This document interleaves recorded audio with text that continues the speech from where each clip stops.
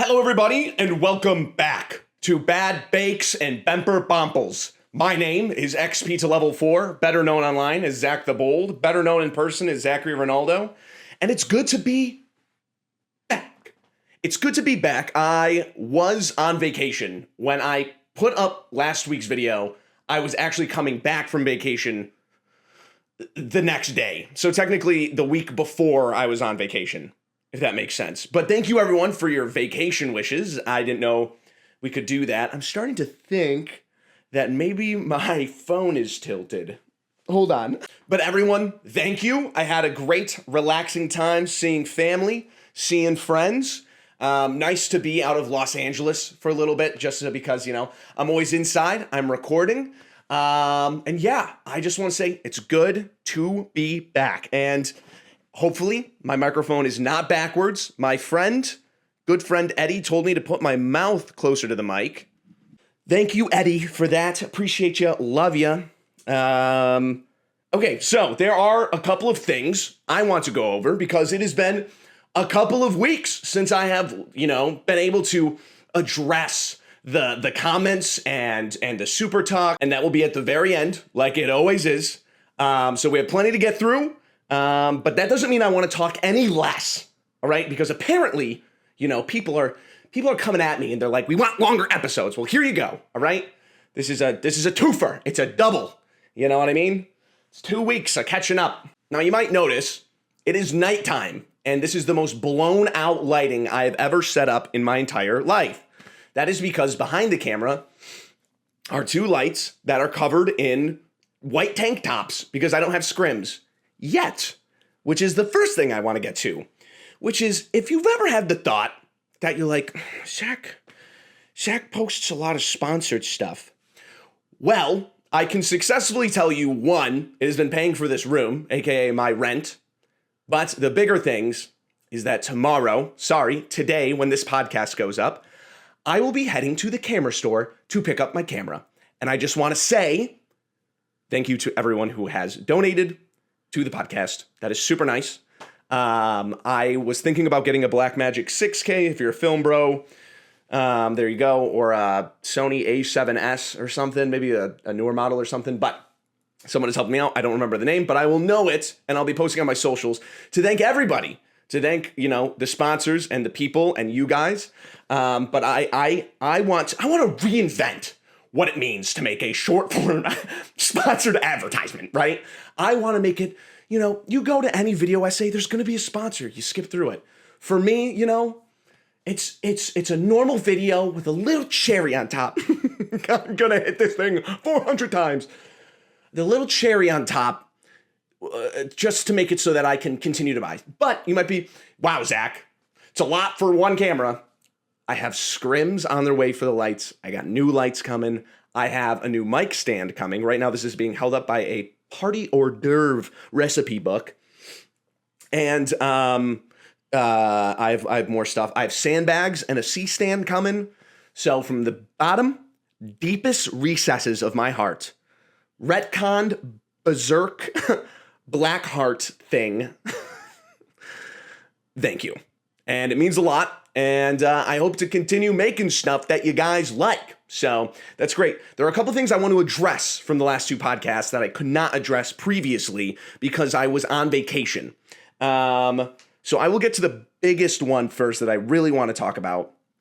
There was a question where I really went on a power gamer last week. I think it was last week, not the week prior. And I want to say there was a part of it where I start reading and I go, wow, this is long. I'm not going to read it out loud. And then I proceeded to make assumptions about what this player said in the question.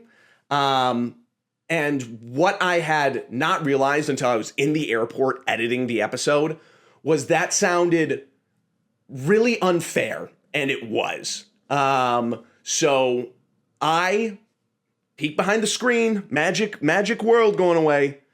I do have to read the questions beforehand.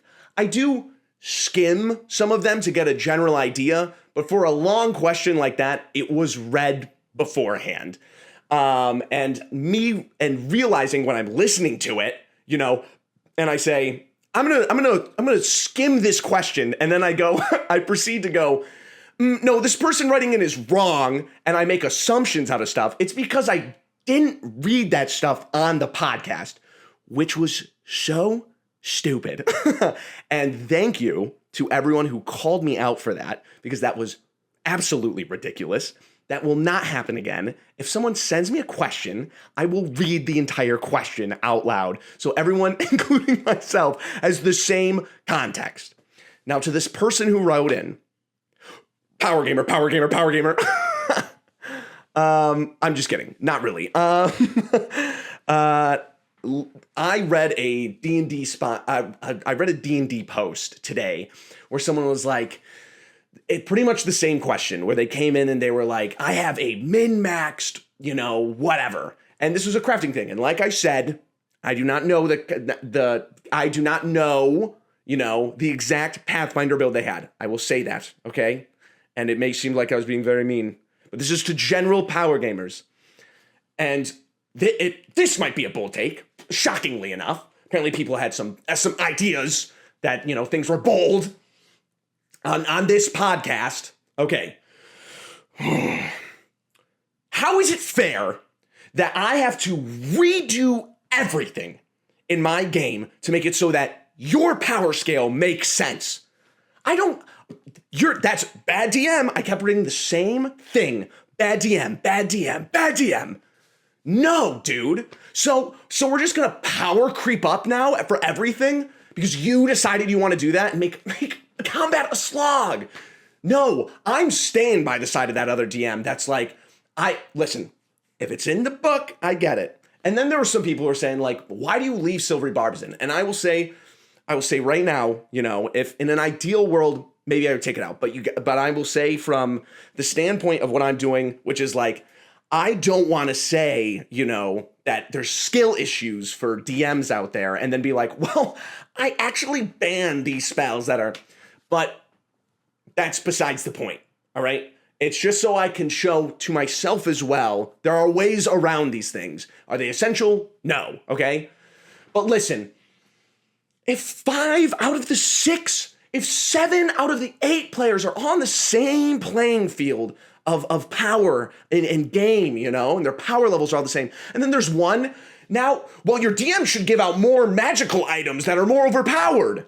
How about I don't want to do that for the one person that is actually, how about I don't want to change up my entire game and my power levels for things like this? Listen, I have a hard enough time with CR encounters and don't use CR and whatever. Well, there's no great way of doing it, right? I have such a problem that people have such a problem with me saying this. Context aside, right? I'm sick and tired of power gamers coming into the wrong game and being like, my DM isn't accommodating the fact that I want to plow through everything, right?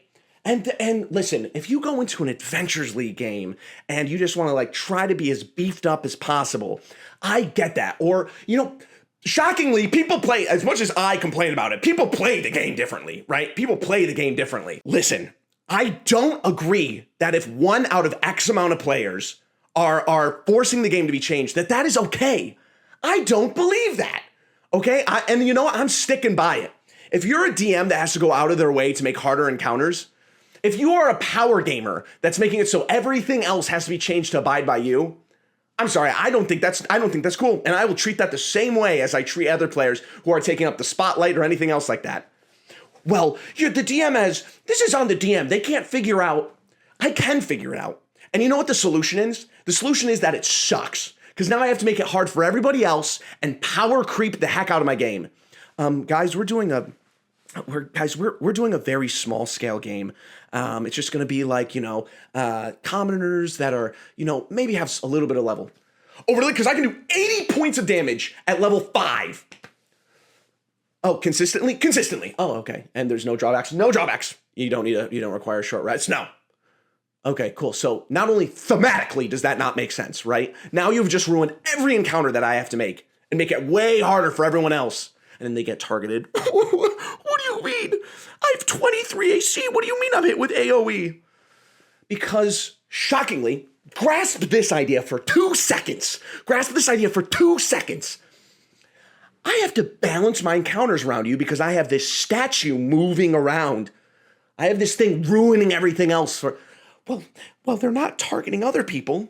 Okay, 1, you're a spellcaster. No, it's not for every spellcaster. I don't understand how people dig themselves into these holes, and then when, the DM's like, hey, here's a ladder to make it so that you can get out of it, and it's like more fun. No, I like being here, actually. I like being here, and I like all my friends being up there, except it's the other way around. You know what I mean? So, no, I stick by my guns for this, all right? If you want a power game, you also got to understand that the game is going to change, and it might change against your favor. If you are this high above everybody else, and there's 7 people here and 1 person here, you're not a bad DM for declining to bring the other players up here. You're going to skip all these low CR creatures, right? Because 1 person, now if everyone is at the same level, I get it. And if you're a support and it's different and you want to craft, magical things, whatever, maybe this is a DM skill issue. But what I will say is that the principle of it is not, okay? Well, actually, Zach, you should ban silvery barbs, but still let everyone else. No, dude, I will treat you the same way as I treat metagamers, spotlight hogs, whatever, right? I'll put the dunce hat on you. I'll put the dunce hat on you and shove you out like that meme in The Simpsons, shows up behind me. But no, in all seriousness, thank you for calling me out on that. I will make sure it doesn't happen again. If it does, call me out on it, okay? Yeah, that was unfair to read your question to myself. Have preconceived notions that I will not elaborate on. I think the writer's wrong here. How? Doesn't elaborate. So I'm sorry. Thank you for calling me out on that, everybody who did. I read this other comment too where it was like timestamped and it was like, this is the most bold take ever. And there was like replies to it and was like, I think I'm unsubscribing. That's awful. Oh, I was so mad. Dude, I was literally like, okay, what possibly did I say? Click on it. I'm steaming. I'm goobing everywhere, dude. I'm freaking I'm pissed. Oh, God dang it. Click on the comment. It's me going, I really appreciate everything you guys have done for my life. I am goob, dude. I'm goobing everywhere. I'm the worst friggin' guy. I always jump to these preconceived, and it must have been the worst thing with that last question. I'm so sorry, whatever. But I was goobing so hard. I had a full thing written out about how, well, because I thought it was Pathfinder. I thought it was the Pathfinder guys coming at me, or like the other TTRPGs, like, Zach, you like D&D, that sucks, I hate you. Sorry that I want you guys to be nice when introducing other TTRPGs to people. Because it's kind of a stepping stone to getting into the hobby. And then I just thought, but I was wrong. I goobed it, dude. I goobed it hard. Don't do that to me, all right? I jump to conclusions and I get mad, all right? Oh, okay. So, I talked about either last episode or the episode before that about some stuff about making your characters feel heroic and that it's okay if someone beats the crap out of your big bad, because sometimes that's needed. I bring up the thing all the time, Banjo-Kazooie's like Grimtilda. Have it so your main bad guy continues to show up and antagonize. And I want to give another example of my philosophy behind this. So spoilers for Ip Man. Spoilers for the hit kung fu movie Ip Man. In the first film, there is a general on the second half, like starting the second act, who is really bad. Grimtilda's shows up all the time, whatever. And at the end, Ip Man beats the shit out of this guy. And it is not only is it a great show of power scale for Ip Man, it's also just, it feels so good. It feels so good just to see this guy get the snot beaten out of him. And I think your players will have the same kind of relief. You go to Ip Man 2 and you get to the final battle, whatever. Spoilers for Ip Man 2. You get to the final boxing fight, right? And, Ip Man gets a little beat up. And it's not as it's not as, what is the word I'm looking for? Trope, cliche. It's not as cathartic as it was in the first game. So note, right? It's not the end of the world if your heroes have beaten the big bad instantly. Because not only does it show a growth in your characters, it's finally for them to be like, we have this quote. I write down quotes for my 3-year campaign. And I have this quote where it's like, I said this, I quoted myself. I write down my quotes that I say when I say something cool. I wrote down a quote where it was just like, give us 8 hours sleep and you'll see how bad we can. I fucked up the quote. Give us 8 hours of sleep and we'll see, or something like that. But it's true. Like, it's nice to like, maybe you have it where it's just like all these cliffs that they keep falling and they keep getting beaten and beaten and beaten and beaten. And then finally they're like, they all get to level 20 or 12 or whatever. And they just wail on the final bad guy. And I guarantee you, your players will love it. If not, add tiers to your guys' villains. So like different stages, add different stages to your bosses. Stage 1, oh my God, there's a second stage of the fight. Do stuff like that. So that is just a more concrete example. So if you want to research yourself as a DM, understand like that. Maybe if you've seen it, man, you can go like, oh yeah, that's a great point, Zach. Oh, that's such great points. So just wanted to clarify that. I realized I have stopped plugging the email for this. It is BoldTakes at outlook.com. I hate saying that out loud. At outlook.com, at Hotmail, at Ask Jeeves. It is BoldTakes at outlook.com. And if you are the person from Red Bull who messaged me, I don't speak German, so please do not send me emails in German. Thank you. But yeah, so if you want to send in a question, BoldTakes at outlook.com.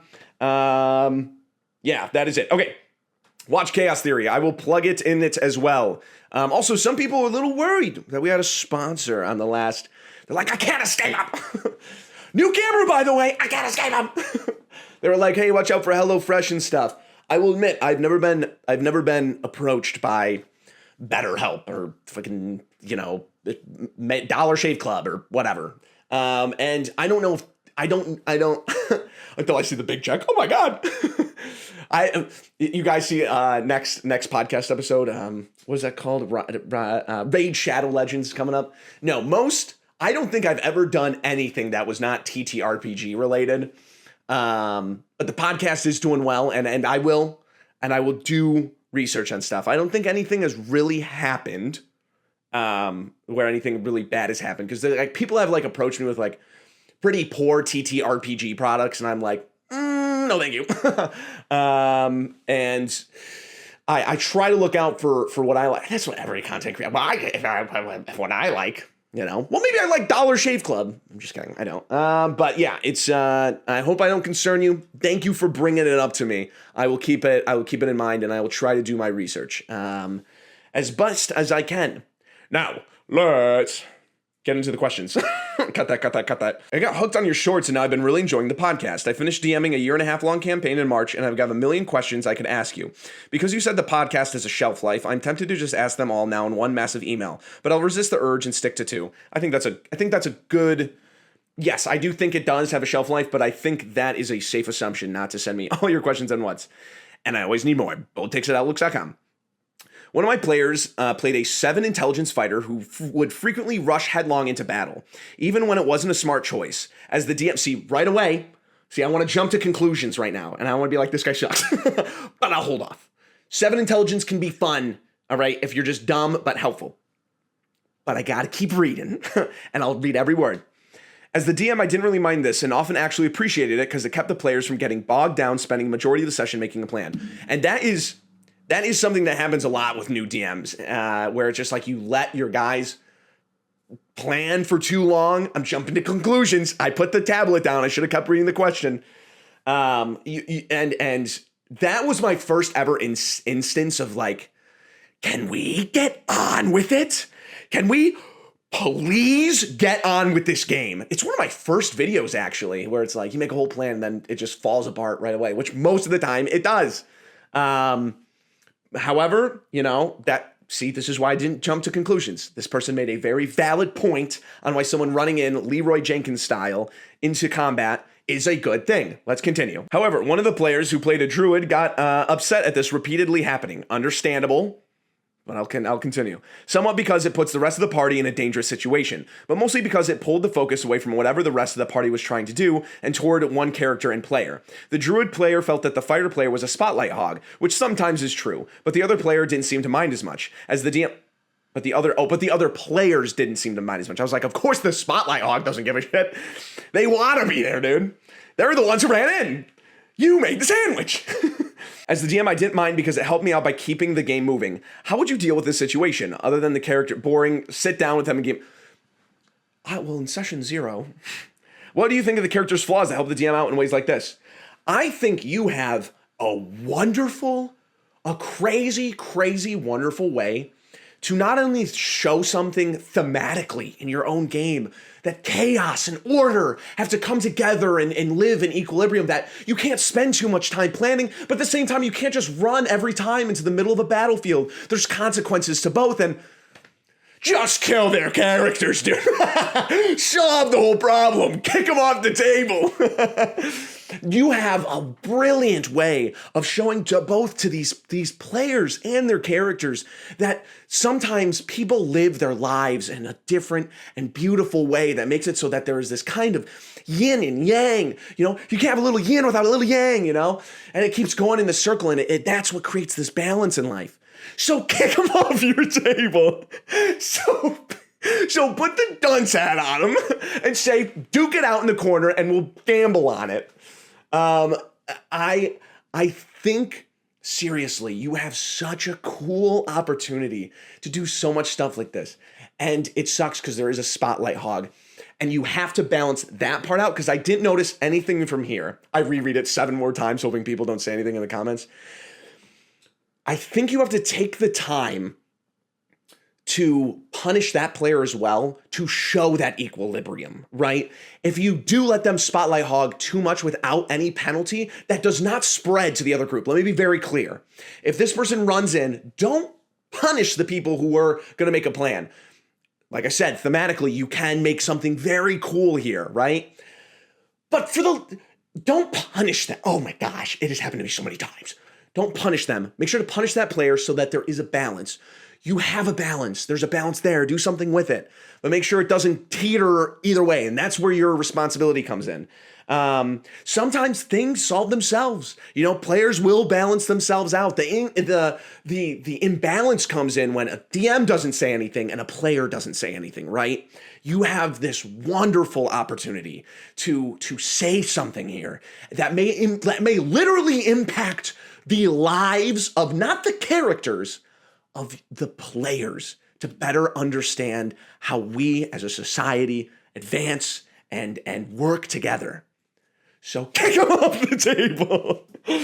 And then there's the second part. I came up with a lot of the plot in the campaign as it progressed. One thing I did was tie one of the characters' backstories into the main plot.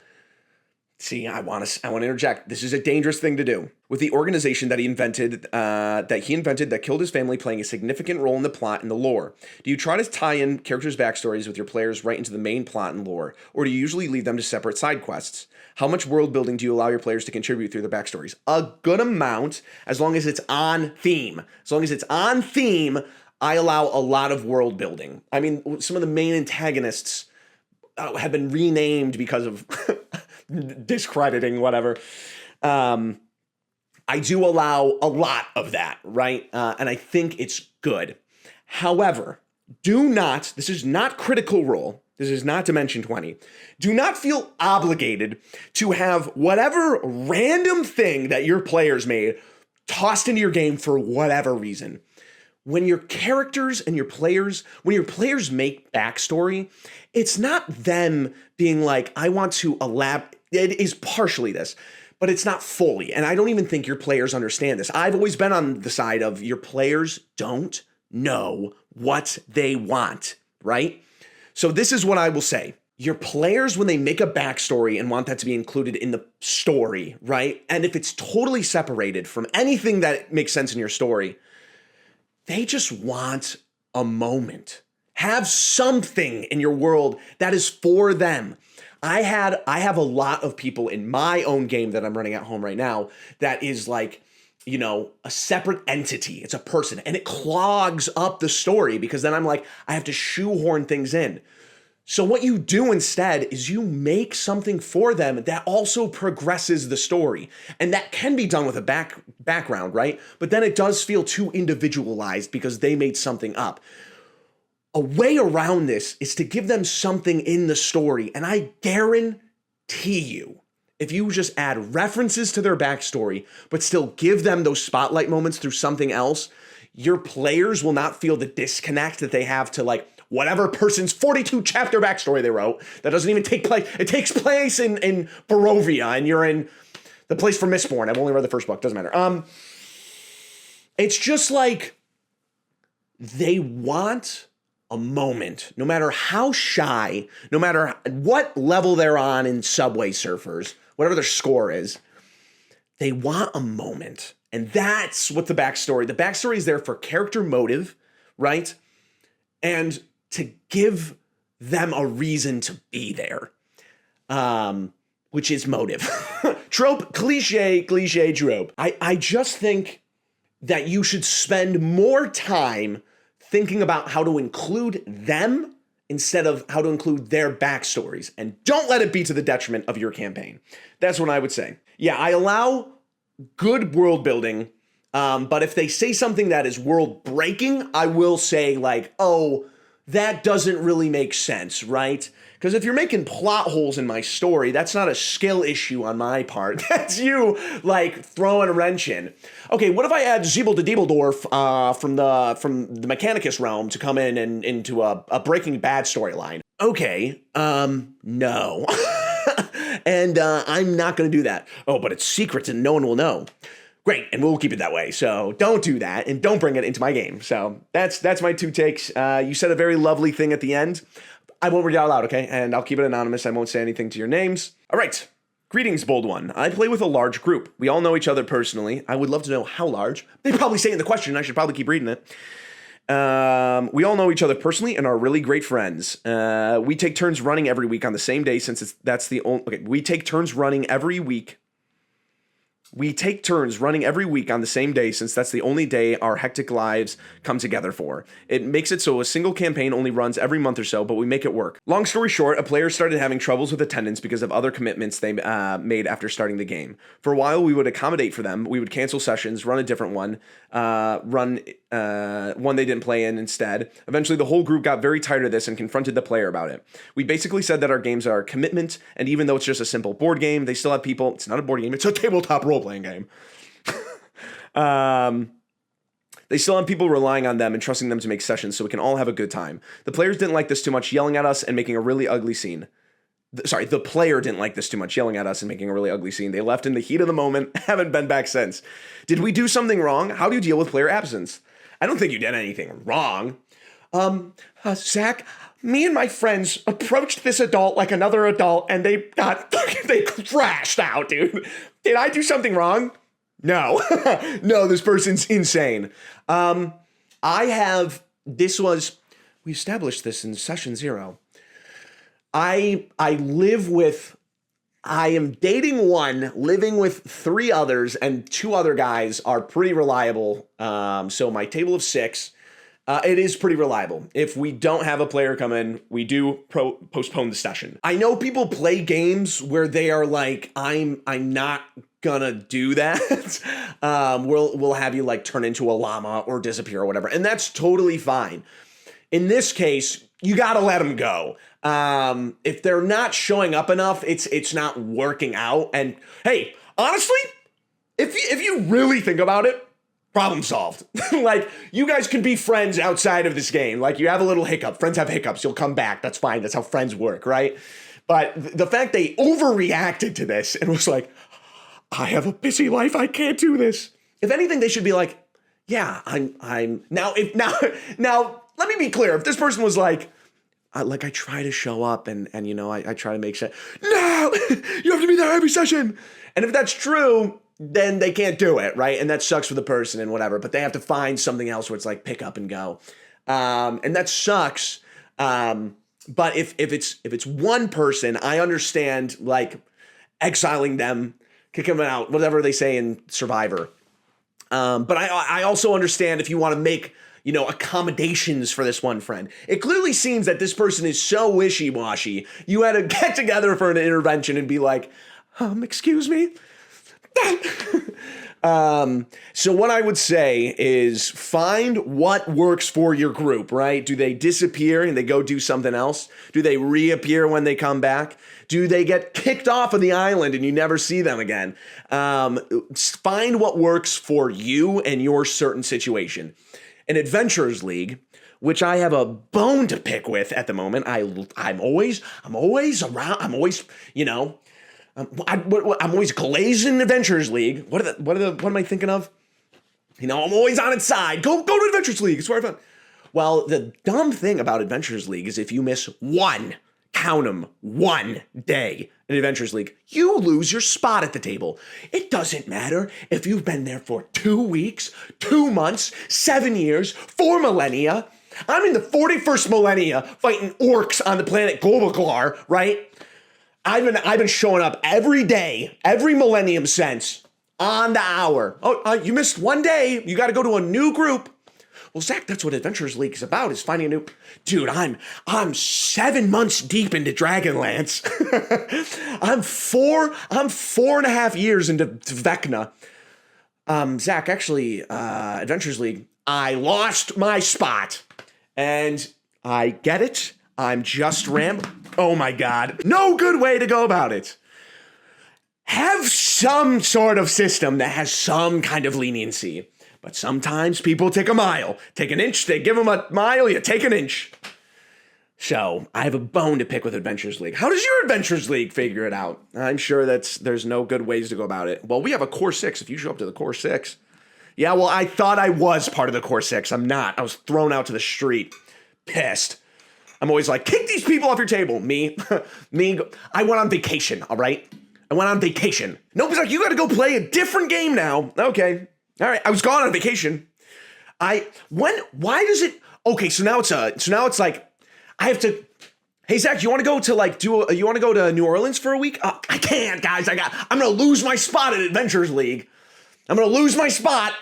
That's why, if you're running some kind of game, right, at home, and all of a sudden, I'm just taking, listen, I've given my sense about this certain situation, but if you're not giving any of your players links, you gotta be there.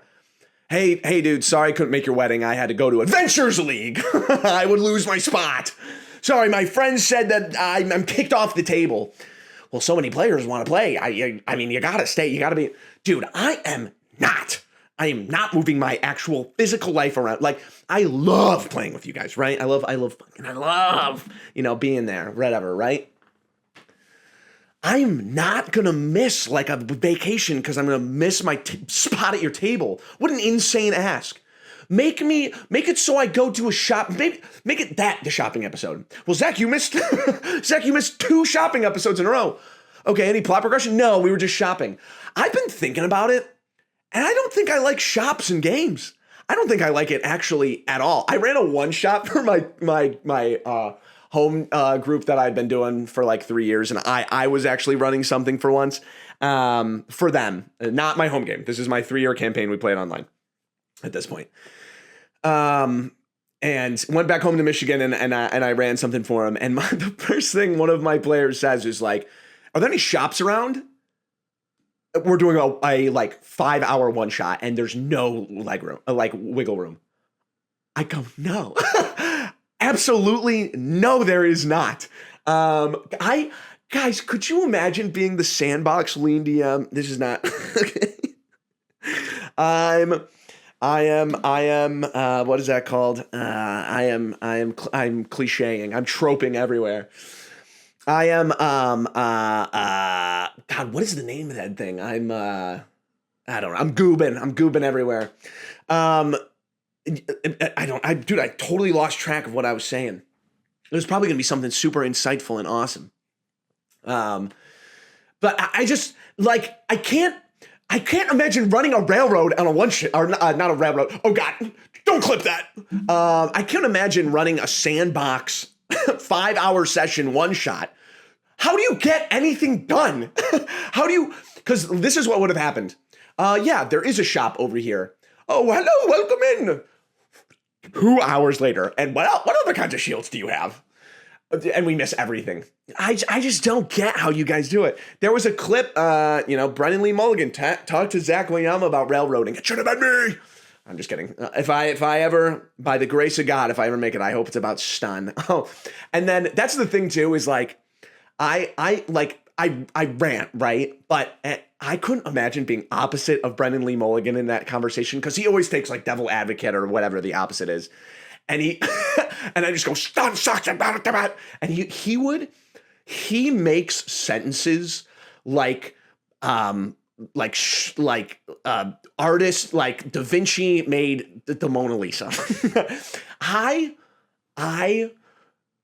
He said one thing to Zach Wayama, like his first rebuttal, I would just be like, I would be dumbfounded at what to say. He's so articulate, and I'm just like, stun sucks, and you should wear a dunce hat. And he's like, no, actually, the socioeconomic implications of such a thing. And I'm like, have you considered getting your players to fight each other physically and gambling for that and putting wagers on that? I just couldn't imagine. So I'm glad they talked about it. But yeah, I couldn't imagine running a sandbox for 5 hours. Like, what would get done? What would get done? Hey, Zach, I've been loving the podcast. Your content suddenly slipped into my recommended one day, and I've never left. I don't know if it is true for everyone, but I love the amount of energy you bring on the podcast because I have ADHD, and it constantly snaps me back into focus every I hear railroading, or the likes. Look forward to listening to more ramblings as the weeks go by. Anyway, to the point at hand, I'm in a 6-player campaign, and everyone in the game loves how the DM runs the game. However, a couple of us, the more number crunchy lovers of the group, have a few gripes with how he runs combat. He has a completely homebrewed world that it runs in 5e, and we regularly run campaigns up to level 20. I've convinced him to join the cult of stuns are not fun game design. The correct take, by the way. But this leads to my main point. I have more comments that just sit at the bottom recesses. That's where it's like the arcane Undercity. That's my arcane Undercities. All the people being like, this guy still talks about stun. I can't believe he has such a problem with it. It feels like whenever we get into combat, whether it be level 5 or level 15, the homebrewed enemies always have advantage on their rolls, with no drawbacks or setup, it seems. Have very large to hit bonuses. Enemies that are not minions regularly get over 30 to hit us, and the big one can always 2 to 3 tap us. We don't have barbarians, so there's really no way to gain resistance against their attacks. This is compounded by the fact that the enemies act intelligently and focus the characters that will cause the most problems. Regularly have legendary actions and take multiple attacks during their turn. So this often results in 1, maybe 2 players immediately getting down at the start of combat. It gets even worse when there are minions doing chip damage or AoE effects. It feels like, especially for martial characters like my character, that it is nearly a death sentence to try and tank the attacks for the party, as they're almost impossible to tank. I understand that it can be complicated to balance out encounters for 6 players, and you don't want to stun them, but if I know I'm going to go down in the first turn of combat as a great weapon-wielding martial, then it kind of dissuades me from getting into the thick of it to draw aggro from my squishy casters and act similar to that stun in a really weird way. Side note, most of the big enemies have super high saving throws, so the casters basically can't take any save or suck spells or burn legendary resistances in time for it to matter, since the combat has to end within 3 to 4 rounds or we all just die because of the amount of damage coming at us. About half the party has access to silvery barbs to try and counteract this, but it feels like it's starting a vicious cycle of more silvery barbs is taken by the players, the more surefire the enemies are to have large bonuses. As a party, I wouldn't say we are overpowered. We either have +1 or +2 weapons and some utility magic items and potions, and somewhere around 16 to 20 AC for each character with a casting or shield spell. I know it feels bad as a DM when your big enemies are totally whiffing at the table, as it happened to me before, but there has to be a better way than just making your enemy infallible. This is really well written. Infallible? Dang. Am I just being a little baby about this? A double chunk chocolate cookie. Am I being a little baby about this? Or have you experienced something similar or have solved this problem before? It doesn't just ruin the experience as I learn to adapt my playstyle and have so many other players. It just irks me sometimes when it becomes really obvious that the bad guy cannot miss an attack. I'm running a small campaign on the side for the same friend group and want to have big fights, but I don't want to overload on damage or stun them. I got a few ideas in mind and wanted to hear your thoughts from the madman himself. Sorry for all the rambling, and if you read my essay all the way through, thank you. Last note, just because I want to hear your stance. stance? Do you like rolled or average HP on level up? I allow whatever my players want to do, and if you roll a 1, you can re-roll, because like I'm not gonna let you level up and it sucks. Like, no way. And I really don't care. Like, whether you, I'm more practicing my encounters for you to have full, like you rolled like the highest amount or whatever. And I constantly ask my players what their HP is so I can balance around it. So whatever's more fun for you. Oh my God, Zach likes fun in his games. What a shocker. Okay, you did not say this in the thing, but I have an overwhelming feeling where this problem kind of stems from, and it is hard to balance encounters. It is hard. We can all agree, except for the forever players who are like, my DM sucks at it. I think your DM, and I don't have this context, this sounds like he is running one encounter per long rest. This is a very long encounter, one encounter per long rest problem, because you're trying to bleed all of these resources in one fight, and I am very guilty of this. And it didn't occur to me until one of my friends was like, hey, actually D&D is made, especially in tier 2, 3, 4, to be a gauntlet of stuff. And I think I love Dimension 20. I love it. They are trying to entertain you, and I love their, like, how they structure their episodes and stuff, that it's like, you know, RP combat, whatever. That, I think that's setting a little bit of a bad precedent to how combat needs to be thought about in the world of D&D, because after a certain level, it's like you're gonna be throwing so much at your players, your characters, because they have so much stuff.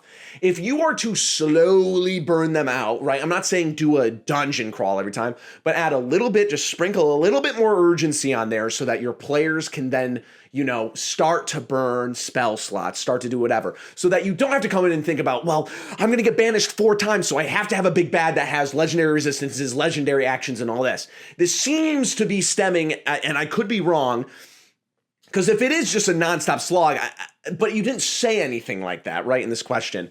So if you are a DM and you are having a problem where it's like, you know, your combat is not balanced, it's in this sense because you have to like keep making everything super complicated and heavy to fight and like starting to clear people up. You know, the answer is not to knock down your players, right? I might as well tell you to stun them. People are like, Zach, well, what do you think about paralysis and unconsciousness and stuff?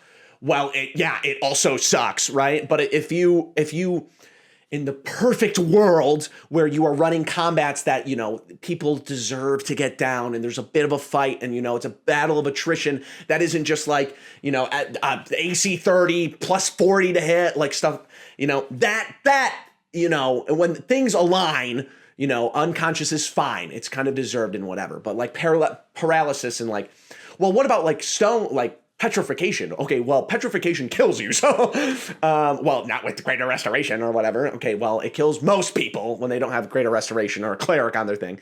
Because life clerics, I don't like them. Other clerics are fun, though. Where was I going with this?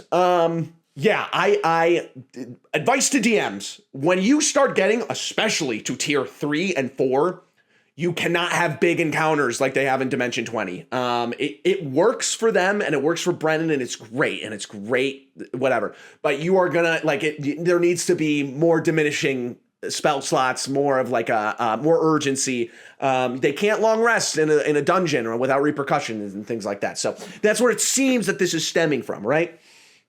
And on the player side, right, get good.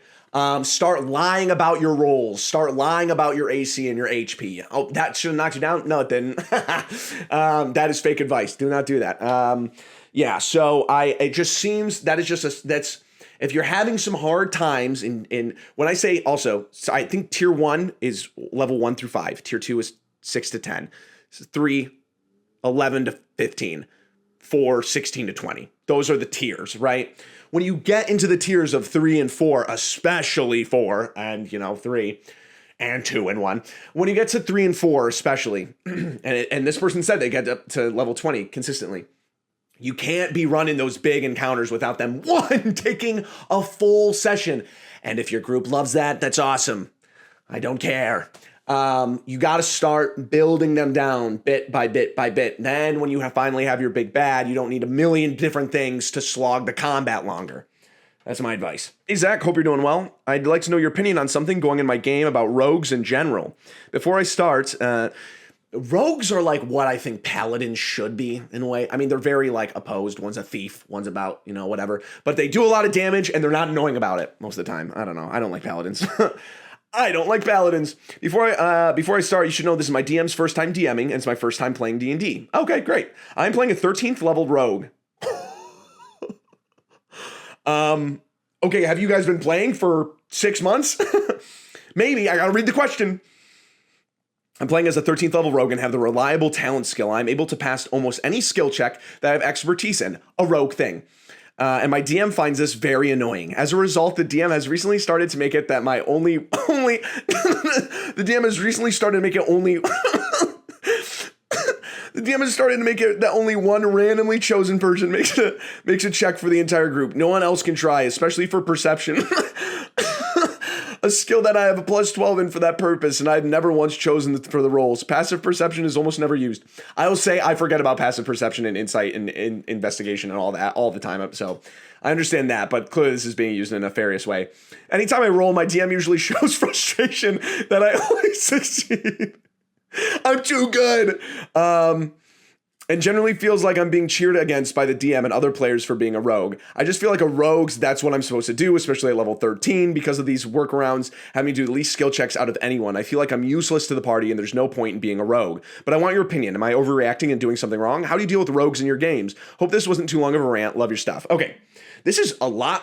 This is similar, but also not in the same way as last week's question or whatever it was. This person is asking, why is my DM nerfing me in for my specific thing? Now, this is broad enough that this is a rogue problem. This DM does not like rogues, right? It's not this person's build. It's rogues in general, because everyone gets, what is that, jack of all trades or whatever it's called, at a certain level where it's just like, it's 10 or up. Honestly, you roll like, no matter what, if you roll below a 10 or whatever, it's going to be a 10. I don't see the philosophy. First off, it doesn't even, how do you justify that in your game? Guys, there's a lock here. There's people coming around the corner. We better be quick. All right, good. Barbarian, shove your fist into this lock. Why? Fate said so. That doesn't make sense. Hey, wizard, convince this guy to let our friend out of jail. Why? Fate said so. I don't know the justification behind that. Dude, if your party's level 13, they can do some pretty crazy stuff. Research your characters. It's not that crazy. Rogues are not broken, okay? There is no class artificer that is broken in D&D, essentially, at its core. There are builds and certain subclasses, power cleric, lore bard, that can be annoying and game breaking. But classes, because we haven't got a new one in 10 years, why don't we have a new class? Why did we get rid of Artificer in 5.5? Oh, I wasn't supposed to say. In 2024 rules. I don't understand it. Give us a class. That's one thing I love about Pathfinder. There's all these neato classes. Well, Zach, actually, Swashbuckler is just the Swashbuckler thing from 5e, and it's just expanded using different ability scores. I don't care. I want something different. I want a new class. I want a mystic. I want something. I have been yearning for an intelligence-based fighting class for years, dude. For years. I don't continue to play on the tropish cliche of a dumb fighter. I like to be able to give me more reactions to make it so that I can control the battlefield a little bit more. Spotlight hog, spotlight hog, spotlight hog. Give me a new class, dude. I promote all of these grifter. I promote all of these cool expansions, right? That have 40 new subclasses, a new class, whatever. I feel like I'm dealing with Mojang and the friggin' mob vote, dude. Where is, dude, just one new class? Do you know how much hype there would be around a new book for a new class? Are you kidding me? What a crazy thing to be able to add to the game. That would boost, I mean, it'd be like a new Overwatch character coming out, right? Like everyone's playing Magua. Everyone's playing the new character, right? But I don't care. That'll die down. Give me a new class, dude. It's a tangent for those. 10 years. 10 years, Wizards. Give me a new class for the love of God. And if you're bringing a new class in my game, you better freaking hope that it has been play tested by a million things. I'm not letting you. I made my own homebrew class. Okay, cool. Here's my shredder. Here's my freaking incinerator. I want to play, these cool new classes. I want to play a savant. Yes, I was referencing the savant class from Unearthed Arcana, and I don't know who made it, but whoever made it, I love it, and I've been wanting to play it for years. Give me a reason that we've not had one new class since Eberron. That's nuts. Well, Zach, it would be so Chad Pathfinder. I was ragging on Pathfinder before, but I can at least tell them, it's cool that they have different classes. 10 years, one new class, Artificer. And it's complicated and awesome and great. Little broken. I'll be honest with you. You throw in an artillerist artificer. It's pretty big damage. At level 5, it's nuts. But I feel like it's like Nintendo sitting on all these games that they could just re-release or make remakes, and like people would buy them. Make a new class. I can't fathom that in the last 10 plus years there hasn't been a new class in D&D because it would break it? What? Side tangent over. This is a skill issue for your DM. There's no way a core element of this class is making it so bad that he has to fundamentally change how ability checks are made. Are you insane? Here is my advice. Grab your shoulders, grab your DM's shoulders, look them in the eye. To them, it'll be like one of those SpongeBob inserts where it's really detailed and be like, skill issue.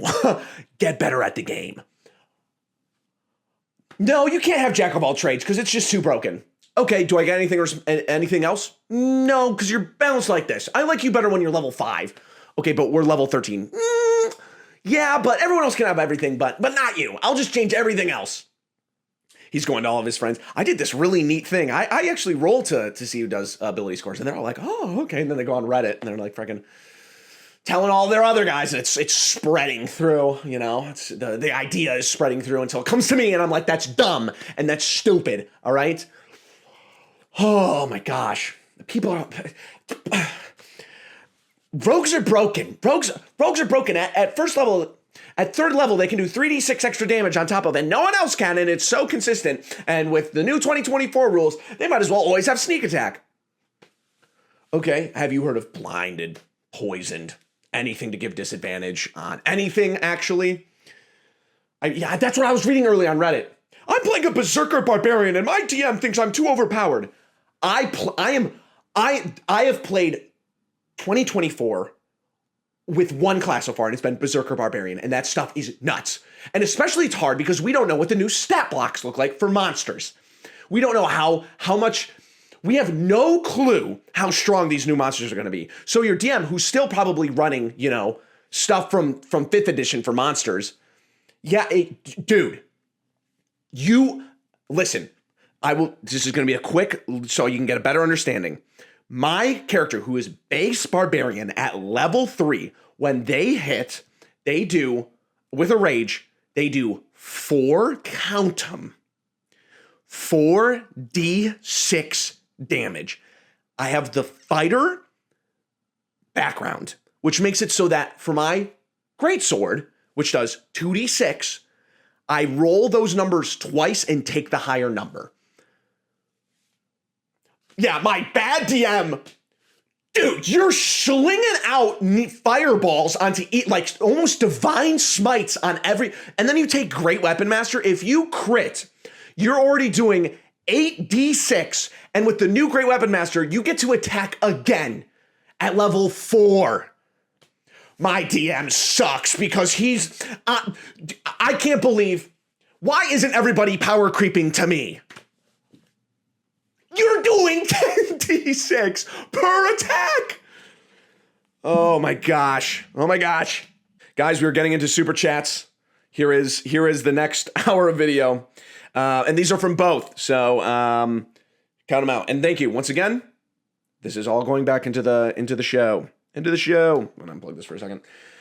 Joel My 16, $10 Monday. Thank you. Mondays are currently my favorite days, especially when I play Saturday. Then DM Sunday. Hop on here and so glad I don't have any issues at either of my tables. Great. And if you did, honestly, I hope I talk about them so that you're like, you're feeling better. Another 5 from Hooligan Genie. Thank you, Hooligan Genie. Hooligan Genie. What is wrong? Oh, I was thinking of Hooligang from Brea and Vance and La Brea. Sends $5. Thank you again. I'll admit when I'm wrong. You're correct. Where's Waldo's face is longer than yours. I wanted to follow up on player goal focused campaigns. Oh, okay. I thought you were doing. No, you're totally fine. You can call me Where's Waldo. It's fine. I'm actually Goob from freaking. I learned about it from reading the Game Master's Guide to Proactive Role Playing. Is that by James D'Amato? Because I have one of his books. Is it this? Hold on. For the viewers at home, for the listeners at home, I'm pulling out. This is the Ultimate Role-Playing Game Master Guide. I think I have the other one. I got to find it. I think you're talking about the James D'Amato book.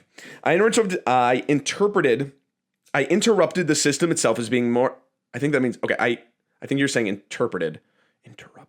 The system itself is being more instinctive for players who are new to roleplay. By forcing them to act instead of reacting to what I'm doing, I'm currently running it for my nephews. I still created the world, characters, and factions. They create public goals, short, medium, and long term. Those goals have to be specific and fallible. What it results in is this. They can't really have secrets, and they generally know what the next chapter is in the party's story will be, but they don't know what will happen within the chapter. I'd love to hear your thoughts. Proud to be a boulder. It's picking up, ladies and gentlemen. It's picking up. Boulders are picking up. Not my game. I'd have to try it. Not my thing. And I wouldn't have fun in this. It doesn't sound like to me. I like mystery. I like unraveling plot. Me making my game to play, I might as well be playing RPG Maker. If this is an exercise to get people better at role-playing, I understand. Not my thing. There's a million different ways to play TTRPGs, which shockingly doesn't sound like for me, right? But there's only one good way to play, which is by listening to me. And by listening to the Steven Spielberg of TTRPGs. It's definitely unique. It's definitely fun. Not something I would put my time into. It's not my thing. I like unraveling plot. FF Awesome Sauce says, sent $5. Thank you very much. Just wanted to make sure to say this. Hi, horse. Oh, just wanted to make sure you say this. Hi, horse. Last session was awesome. Thanks for being the best DM. Horse is my friend and current DM, and he's cool. Good session, horse. When you TPK'd the whole party because they were being stupid, they deserved it, dude. Thank you, horse. I feel like I'm going to be like Terry Crews. $12 from Ted Kaczynski. Oh, my God. What does horse mean? All right. Fenderman692 sent $5, says thanks. Thank you, Fenderman. Rick the Pickled Chili, and his profile is a Pickle Rick on a chili. Sent $10. Loving the podcast. Keep it up. Also wondering if you could help me out. I'm trying to roleplay a sea elf Drake Warden with an overly heartening relationship with a sea Drake without trying to seem like I'm being one of the main characters. Without trying to seem like I'm being one of those main character PCs. Any advice? You're doing fine. That's fine. I mean, you can have your relationship with your sea Drake. I think it's just like the fact this is a good baseline to understand. Are you trying to interject with other people's, plots or when they're in conversation? And the big rule for this too is like, am I in a different room? And do I feel compelled to walk into that room to be part of the scene? And that's when you should be like, oh, and if you're like, you're about to and you stop for a second, or next time something like that approaches, and you usually would, but because you listen to me, you stop and think about it. That's when you're like, I need to take a step back, right? Having like a relationship with your Sea Drake as like a summoning Beastmaster, whatever, makes sense. That's okay. That doesn't mean anything. So I think you're doing fine, but just make sure to keep yourself in check. Axoloodle sent $2, says D&D Germa. Thank you. Motobono 9 sent $5. Love your content. It makes me laugh uncontrollably every Monday. Please shout out my friend and DM Parag. I hope I said that right. Parag or Perig. Shout out to them. Joel Joel Me 16 sent $10. Thank you for that. My DM style is a cross between sandbox and railroading. I view my world like an amusement park where you can choose to go on whatever ride you want, but you can't just create a ride. And some rides are roller coasters where you get in the seat and there's no other choice but to ride on the rails. But you start at the entrance, go along the path, and eventually you gotta leave. And I always explain that in my session zeros. Had never had any issues, thankfully. I brought this up in a video earlier when I'm like, this is like Metro Exodus. Never elaborated on it. Metro Exodus is really cool because there are sections of open worlds, right? And I think that's a great way to go about it. There's still a progressing story, and those sections are very tight. They're not as big as normal open worlds, and they're levels, right? So there's certain confinement to each open world. So if that is something you want to try and like try to get into a more narrative game, and you're like I feel and say you're trying to have a more of a tight sandbox. Think about it that way, right? I have like a circus arc going on right now in my body horror, dark, alternate history game that I do. And that is open world. They can go anywhere they want in this. But I told them at X time so that they wouldn't get clogged up and doing stuff. I'm like, you can check out 2 things, right? And then the next thing's going to progress. However, DM to player, as opposed to character to God, there will be enough time to check everything out. So there is no rush, but I want to make sure that there is still some kind of motivation going on within the story. So that is what I meant by saying Metro Exodus, Metro 23, Metro Exodus. It's like having a confined sandbox as opposed to the whole world. Give options, give them an environment, keep it somewhat contained. So I do agree with that. Corbor 4646 sent $5. Thank you. Honestly, I think your perspective on open world storytelling versus loose narrative storytelling just fixed my campaign. I know it's my fault my players aren't clicking with the narrative, and that it's just saved my ass. I'm glad, and I hope that works. I'd love for at some point to for you to follow up on something like that. It'd be really cool to hear. Lupus the Rex, thank you again. This guy has donated a bunch. This person has donated a bunch. $20. Hello, Zach, and welcome back from vacation. I hope you had a great time in Michigan. I had family in Allegan in the past. Shout out to Allegan. Let's go West Michigan. And your side quest was really relaxing as well as memorable. Oh, okay. Yeah, dude, I'm so dumb.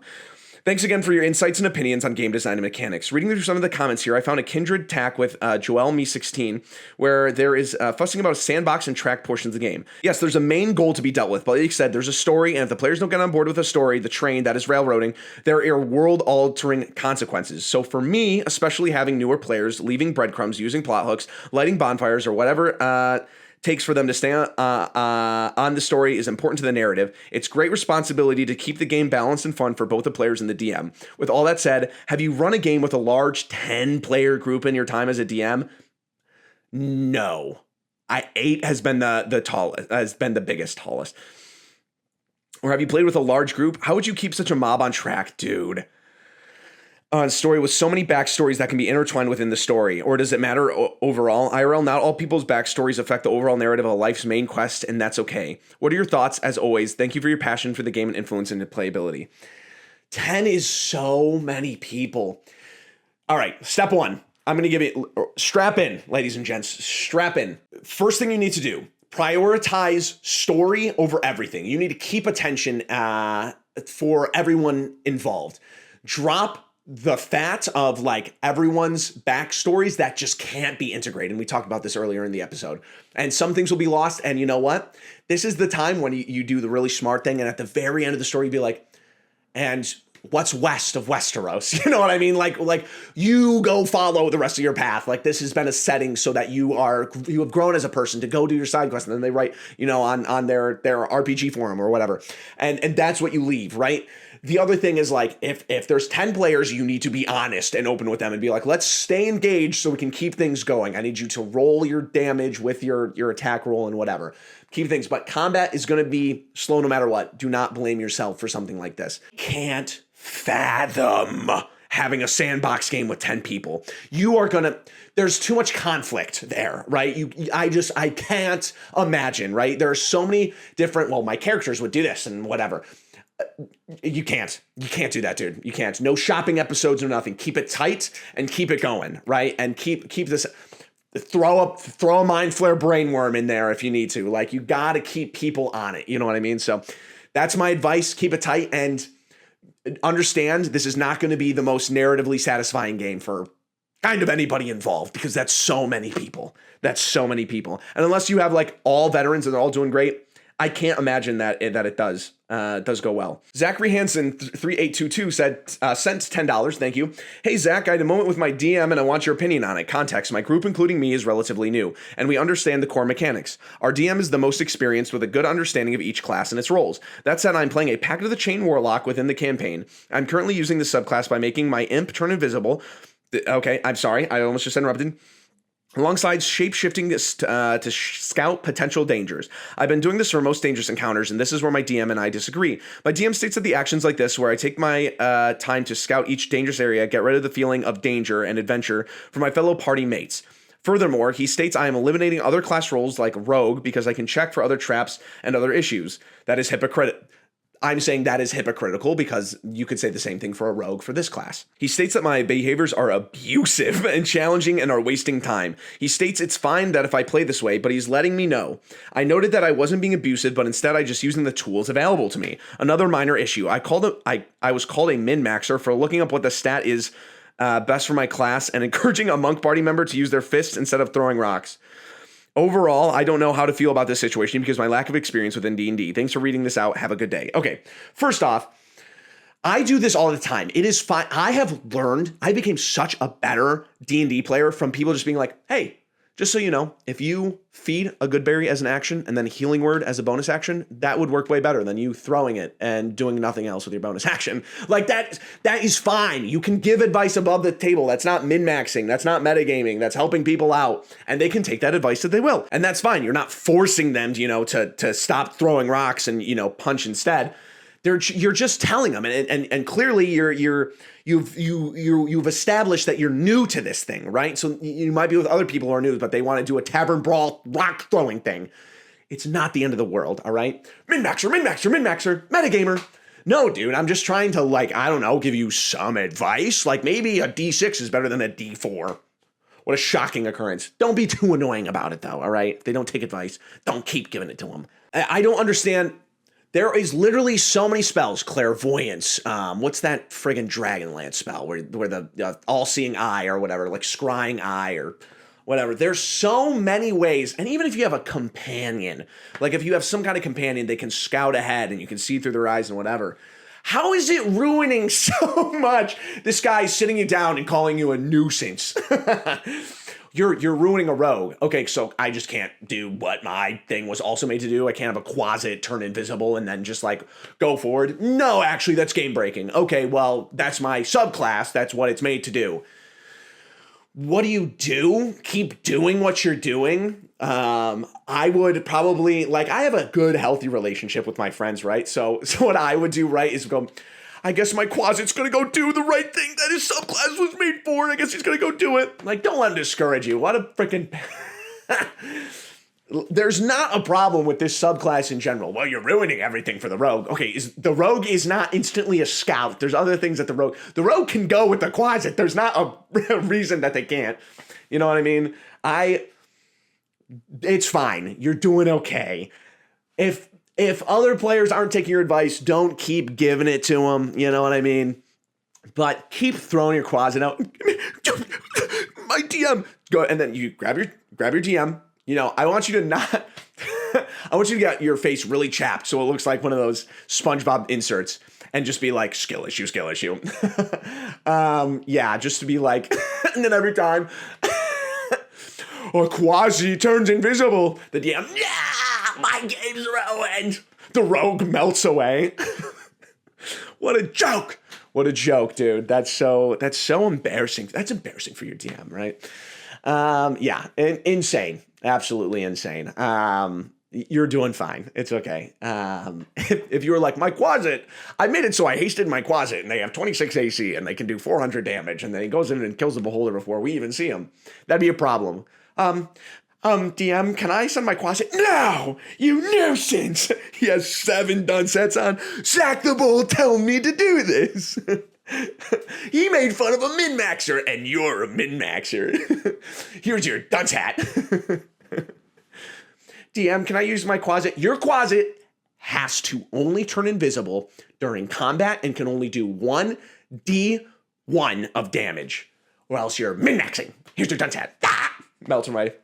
Guys, thank you for tuning in. My name is Zach the Bold. Thank you for watching. We're so back. Keep an eye on the Instagram if you're a film bro and want to see what film camera I ended up getting. And remember, I'm not buying a red camera. It's not $20,000. I'm getting something that is easy for me to use for recording by myself. So auto face tracking, a gimbal that like traces me as I walk and things like that. It's purely for that. I'm not making Megalopolis, right? I'm not making Megalopolis. But keep up with that. If you have a question, send it to BoldTakes@outlook.com. If you want to hear more of me, check out Chaos Theory, ran by the wonderful Mr. Sheikah Dance. More videos on its way to come. Thank you for your support, as always. I love you all. I love this game. I love your guys' questions. I hope you have a great week. I will see you on the next one. Bye.